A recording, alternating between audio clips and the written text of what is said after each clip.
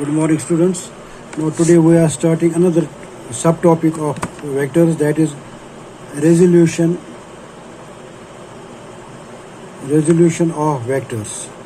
As you know, कोई भी चीज़ समझाने से पहले I always start with examples so that you understand the concept of the topic, और उसके बाद definition जो है वो आप खुद भी समझ सकते हो कि वो इसकी definition क्या हो सकती है, और आप नोट्स को देखिए, फिर आपको कोई परेशानी नहीं होगी कि सर ने क्या लिखा है क्या नहीं लिखा है.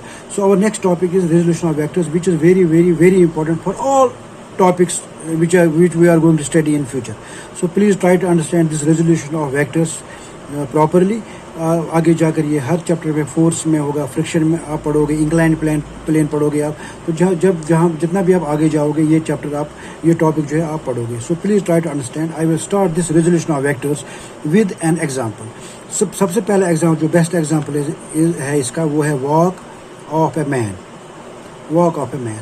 रेजोल्यूशन जैसे आपको नाम से ही पता चल रहा होगा, रेजोल्यूशन का मतलब है टू डिवाइड, टू स्प्लिट. तो कोई भी चीज़ को जब हम स्प्लिट करते हैं या स्प्लिट हो जाता है वो automatically, then we call it as resolution.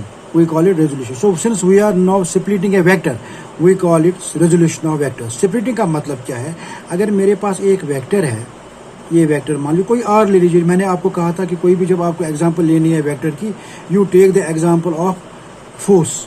ये आर है, ये कोई वेक्टर, इसको मैं दो वेक्टरों में डिवाइड कर सकता हूँ. एक है हॉरिजॉन्टल कंपोनेंट, एक है वर्टिकल कंपोनेंट. इसको एच में लिखता हूँ, एच लिखता हूँ, इसको स्मॉल आर या कोई आर ले लेता हूँ मैं, स्मॉल आर ले लिया मैंने.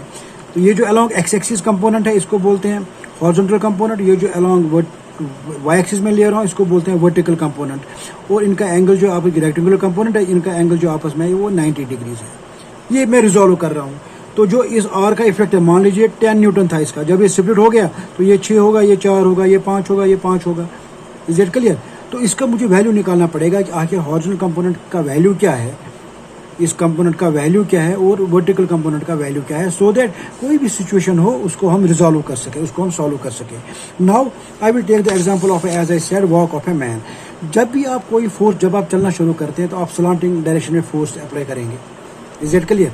अगर मैं इफ आई एम स्टैंडिंग, अगर मैं बिल्कुल स्ट्रेट खड़ा हूँ तो मेरा जो weight of the body mg है, और इसका जो अपोजिट फोर्स आपने पढ़ा होगा, third law of motion, to every action there is equal and opposite reaction. तो मेरी बॉडी को बैलेंस क्या कर रहा है? एक फोर्स mg लग रहा है, इन अपोजिट डायरेक्शन उतना ही फोर्स लग रहा है, और मैं रेस्ट में हूँ. मैं स्टैंडिंग, मैं बिल्कुल खड़ा हूँ, मैं आगे नहीं चल रहा हूँ, मैं पीछे नहीं चल रहा हूँ. लेकिन जब slanting at an angle, in a slanting way, you apply force on the ground. मान लीजिए मैं फोर्स इस डायरेक्शन में लगा रहा हूँ, स्लांटिंग इसी को बोलते हैं. ये मेरा फोर्स आर मान लीजिए. जब मैंने पीछे से फोर्स लगाया ग्राउंड को, ग्राउंड मुझे वापस फोर्स लगाएगा. To every action there is equal and opposite reaction. अगर ये एक्शन रिएक्शन नहीं होता, अगर आप फोर्स किसी चीज़ पे नहीं लगाते तो रिएक्शन नहीं होगा, तो मैं अभी यहाँ भी लिख भी नहीं सकता हूँ. अगर एक्शन रिएक्शन नहीं होगा तो मैं लिख नहीं सकता हूँ.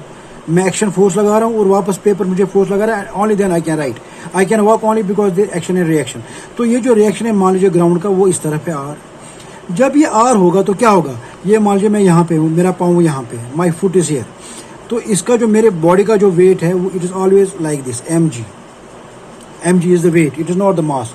mg means weight. Weight is the force of earth. Force of gravity, that is weight. आपने 10th या 9th में भी पढ़ा होगा, वेट क्या होता है? Force of the earth. So जो फोर्स mg है वो इस तरफ मुझे लग रहा है. अब यहाँ पे ये जो ही आपने चलना शुरू किया तो क्या होता है? ऑटोमेटिकली क्या होगा? खुद ब खुद क्या होगा? ये आर जो है it gets divided like this. ये कोई चीज़ नहीं है जो डिवाइड होगा, ऐसा हो जाता है वहाँ पे. ये एक इस तरफ, ये जो आर है एक इस तरफ आ जाएगा, and another will be like this. Means इस आर के दो हिस्से हो गए, इस आर के दो हिस्से हो गए. एक यहाँ चला गया, एक कंपोनेंट जिसको मैं बोलूँगा. एक फोर्स इस तरफ लगा, इसको मैं कंपोनेंट बोलूँगा. इसको वर्टिकल कंपोनेंट, इसको हॉरिजॉन्टल कंपोनेंट. अगर इसका एंगल थीटा भी लेंगे आप तो कोई प्रॉब्लम नहीं. At right angles to each other. अब जब इस तरफ चला गया, इसको मैं बोलूंगा एच हॉरिजॉन्टल कंपोनेंट, इसको बोलूंगा मैं वर्टिकल कंपोनेंट। तो अब जो मैं चलना शुरू कर रहा हूं तो मुझे कौन सा फोर्स आगे ले जा रहा है? क्या ये वर्टिकल कंपोनेंट मुझे आगे ले जा रहा है या हॉरिजॉन्टल कंपोनेंट ले जा रहा है आगे? यहाँ अगर आप इस फिगर पे देखोगे, आप यहाँ देख, you can understand from this figure, ये जो वर्टिकल कंपोनेंट है ये मुझे ऊपर मैं इस तरफ नहीं ले सकता क्योंकि मैं आगे जा रहा हूँ। तो ये जो वर्टिकल कंपोनेंट है, अगर ये 5 न्यूटन, अगर ये वेट 5 न्यूटन है, अगर ये वेट 5 न्यूटन है, अगर ये वेट 5 न्यूटन है तो आपका वर्टिकल कंपोनेंट भी 5 न्यूटन होगा। That means these two vertical component और mg इक्वल एंड अपोजिट है। वेक्टर्स में जब भी कोई फोर्स इक्वल एंड अपोजिट हो उसका इफेक्ट होता है 0। दैट मीन्स मेरे जो बॉडी का वेट है that is balanced by this vertical component. अगर ये मेरे बॉडी का ये वेट है mg, my weight of my body, जो अर्थ का मुझे वेट फोर्स लगा रहा है वो 5 न्यूटन है। ये वर्टिकल कंपोनेंट काम कर रहा है, ये 5 न्यूटन लगा रहा है और मेरी बॉडी को बैलेंस कर रहा है। और अगर ये बराबर नहीं होगा तो आई कैन फॉल डाउन। ये जो बाकी बचा, ये मान लीजिए mg 10 न्यूटन था, ये 5 न्यूटन था, बाकी बचा 5 न्यूटन। वो ये जो 5 न्यूटन ये हॉरिजॉन्टल कंपोनेंट है, ये मुझे आगे ले जा रहा है। दैट मीन्स एक वेक्टर जो पहले शुरू हुआ था r से 10 न्यूटन से, वो अब डिवाइड हो गया 2 कंपोनेंटों में।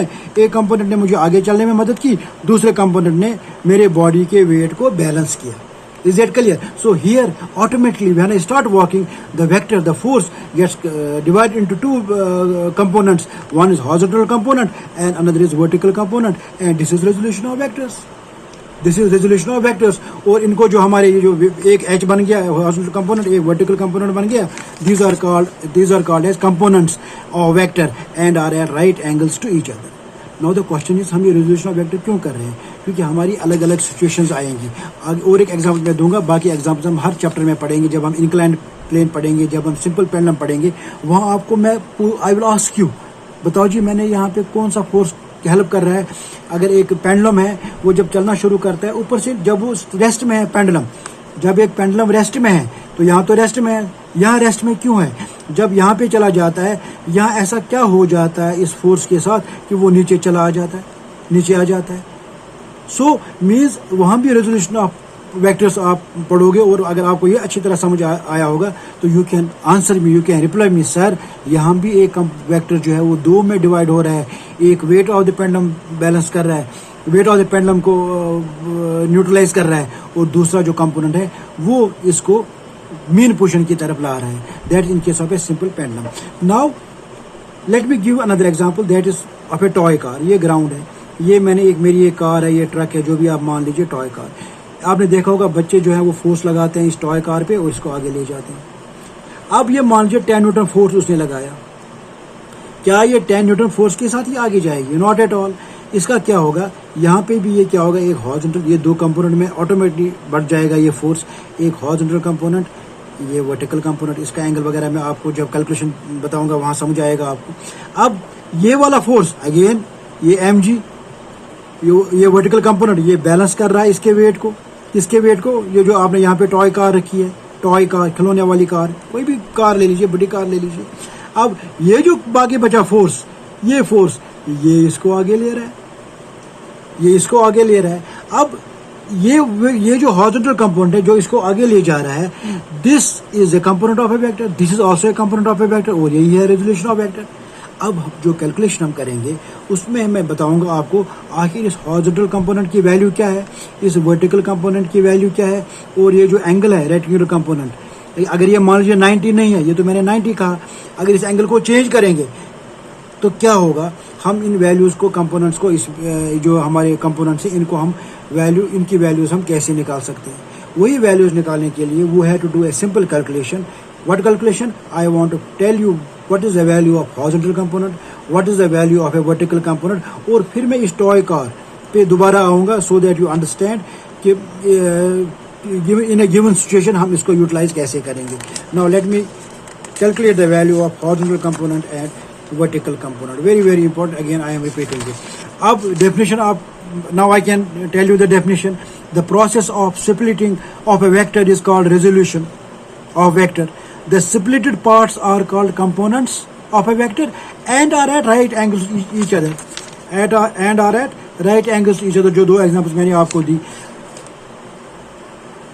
And These rectangular components can be calculated by simple, एक हम कैलकुलेशन करेंगे, उससे हम आपको बताएंगे कि इनकी वैल्यूज कैसे हैं. देखिए कैसे करना, वेरी इंपॉर्टेंट. ये मैं लेता हूँ कोई फ्रेम ऑफ रेफरेंस, हम आगे मोशन में पढ़ेंगे. फ्रेम ऑफ रेफरेंस मीन्स मैंने 2 डायमेंशन ले लिया x, ये ले लिया y.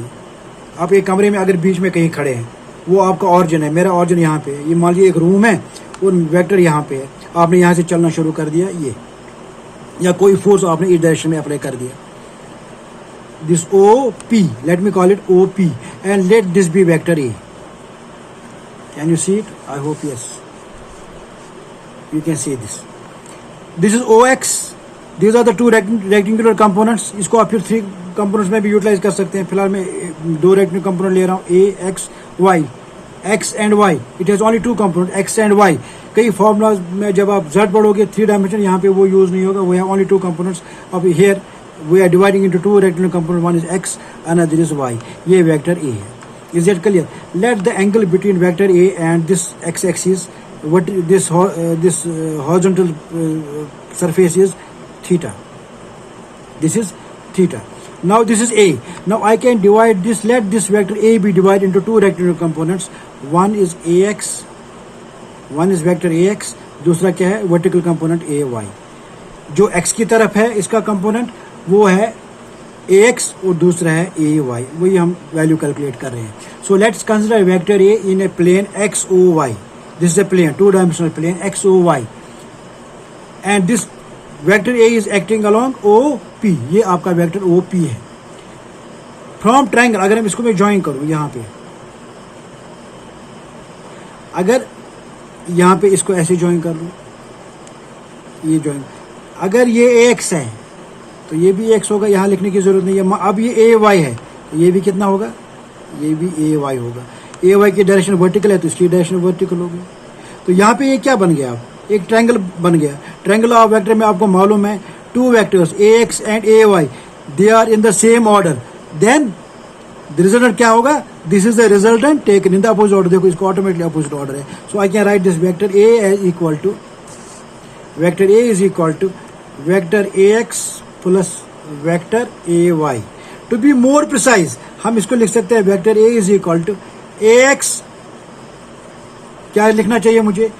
I, unit vector I plus AY unit vector J, क्योंकि इसको हम यूनिट वेक्टर I भी लिख सकते हैं यहाँ पे और इसके साथ हम यूनिट वेक्टर J भी लिख सकते हैं. I और J से आपको क्या पता चलेगा? ये X वाला कंपोनेंट है और ये Y वाला कंपोनेंट है. X वाला कंपोनेंट एंड Y वाला कंपोनेंट है. So I can write A is equal to AX plus Y और A is equal to AXI plus AYJ. ये आपको मैंने पहले ही बताया हुआ. हमने क्या लगाया इसमें? ट्रायंगल ऑफ वेक्टर लगाया, because this is the same order. ये समझने के लिए अगर कोई पहले बार इस वीडियो को देख रहा हो तो पहले वीडियोस मेरे देख लें, सीरियल ऑर्डर में देख ले video. This is very easy. आप कहेंगे बार बार रिपीट कर रहा हूँ, लेकिन ये डायरेक्टली नहीं पढ़ना है, पहले वाले वीडियोस देखने हैं. This one vector, this another, this is the resultant. ये ट्रायंगल ऑफ वेक्टर मैंने ये लगाया और ये आ गया. Now AX and AY, this AX and AY, these are the rectangular components. These are the rectangular components at right angles. वही होते हैं rectangular components of vector A. These are the rectangular components of vector A. Now, from triangle this O, let me write it Q. From triangle this triangle OPQ, ये triangle, ये इस triangle में आप बताइए cos theta किसके बराबर है? Cos theta, curly black here, base by hypotenuse OQ divided by OP, or cos theta is equal to OQ cos theta is, that is AX, simply मैं AX लिखूंगा, divided by OP, that is A. So I can write AX is equal to A cos theta. A is equal to A cos theta. अब यहाँ vector डालूंगा तो ये A cos theta बन गया. A component, क्या component बन गया? A is equal to A cos theta. Similarly मैं साइन थीटा निकालूंगा. सिमिलरली साइन थीटा क्या आएगा? Perpendicular by base. Perpendicular is PQ divided by OP. PQ किसके बराबर है? AY divided by OP is A. So I can write AY is equal to A sine theta. तो हमारे 2 rectangular component निकल गए. एक निकला हमारा AX is equal to A cos theta दूसरा निकला A Y is equal to A sine theta, A X is equal to A cos theta and A Y is equal to A sine theta. जब मैं आपको पहले examples दे रहा था, जब मैंने आपको पहले एग्जांपल्स दी थी, मैंने कहा था आपको ये 10 न्यूटन है, ये 5 न्यूटन है, ये बताओ जी ये कितना होगा, ये कितना होगा। तो ये हॉरिजॉन्टल कंपोनेंट हमेशा क्या होता है, अगर वेक्टर आर है उसका हॉरिजॉन्टल कंपोनेंट क्या होगा, आर कॉस थीटा, उसका वर्टिकल कंपोनेंट क्या होगा, आर साइन थीटा। अगर आपका एफ है, आपका फोर्स जो है एफ, तो उसका हॉरिजॉन्टल कंपोनेंट क्या होगा, एफ कॉस थीटा, उसका वर्टिकल कंपोनेंट क्या होगा, F sine theta. Now A X is equal to A cos theta, A Y is equal to A sine theta. Squaring and adding, जब इसको squaring करेंगे तो क्या आएगा, A X square is equal to A square cos square theta, A Y square is equal to A square. Let me write it, implies that A X square is equal to, अब vector नहीं लिखना, जब squaring कर दी फिर vector नहीं लिखते हैं, तो वो आएगा A square cos square theta, आपका ए वाई स्क्वायर आएगा बराबर A square sine square theta. Now adding both, adding these two, when I add these two I get A square cos square theta, A square, sorry ये था A X square is equal A square, adding A X square plus A Y square is equal to A square cos square theta plus A square sine square theta. Very simple calculation. और A X square plus A Y square is equal to, यहाँ cos square theta sine square theta, यहाँ A square, यहाँ A square common निकालेंगे तो अंदर क्या बचेगा, sine square theta plus cos square theta, that is 1। So मेरा A square निकला बराबर A X square plus A Y square, और I can write A is equal to under root of A X square plus A Y square.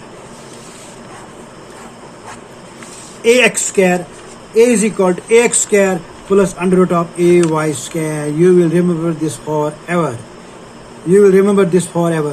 The component of ax क्या है, a cos theta. The component of a is, the component of x क्या होता है, a cos theta. इसको बोलते हैं cosine component of the vector a. और जो a y है हमारा बराबर, a y है हमारा बराबर a sin theta. This is called as the vertical component of the vector a. So we have two components. Now we have resolved a vector into two components. One is called as the horizontal component, another is called as the vertical component. अब मैं simple एक example ले रहा हूँ यहाँ पे, ये देख लीजिए, ये मैंने टॉय कार यहाँ पे रखा, ये टॉय कार, इसको मैंने ये फोर्स लगाया F, इसको मैंने दो हिस्सों में डिवाइड किया, F cos थीटा, ये दिया मैंने F sin theta, F sin theta. अब मेरा वर्क होता है बराबर force into displacement. My work is force into displacement. यहाँ पे टॉय कार पे मैंने कौन सा फोर्स लगाया, कौन सा कंपोनेंट काम कर रहा है, F cos theta. So I will write this F cos theta into S। सो मेरा वर्क है किसके बराबर, F cos theta into S, क्योंकि यहाँ पे F sin थीटा ने काम नहीं किया, वो बैलेंस कर रहा है, mg उसका बैलेंस कर रहा है, that is equal and opposite. So work is equal F cos theta. I will send you another video, animated video, उसको भी आप ठीक से देख लेना। W is equal F cos theta into S। अब क्वेश्चन ये है, मान लीजिए थीटा जो है वो 90 है, मान लीजिए थीटा 90 है। थीटा 90 का मतलब क्या है, ये जो फोर्स लग रहा था टॉय कार पे, ये थीटा था, ये थीटा था, ये थीटा मैंने 90 है, ये थीटा 90 है, ये थीटा 90 है। अब जब थीटा 90 है तो मेरा वर्क क्या होगा, F cos theta into S, F cos theta into S, theta is 90, तो ये cos 90 is 0, so it will be 0, work done is 0। That means जब 90 डिग्री पे आपने फोर्स लगाया, माई वर्क इज 0। और अगर मेरा थीटा 0 है, मीन्स ये फोर्स किस तरफ लगा रहा हूं मैं, पैरेलल टू द ग्राउंड। ये टॉय कार को मैं पीछे से पुश कर रहा हूं parallel to the ground, then my work will be equal to F cos theta is 0, means cos 0 is 1, F into S। मीन्स जब मैं 0 पे फोर्स लगा, ये टॉय कार है, ये ग्राउंड पर है, जब मैं ऐसे फोर्स लगा रहा हूँ F, तो ये यहाँ पहुंच जाती है, ये गाड़ी यहाँ पहुंच गई, तो यहाँ पे तो वर्क करता हूँ मैं F इंटू S। लेकिन जब मैं राइट एंगल्स पे फोर्स लगा रहा हूँ, थीटा मेरा वर्क कितना निकलता है, 0। व्हाट डज दैट मीन, मुझे एग्जांपल दे सकते हैं आप। मैं कह रहा हूँ जब भी मैं वर्क 90 डिग्री पे करता हूँ तो मेरा मैथमेटिकली माई वर्क इज 0। लेकिन जब थीटा में 0 कर रहा हूँ तो मैं वर्क कर रहा हूँ 10 joules, 50 joules, 100 joules. How can you differentiate between the to?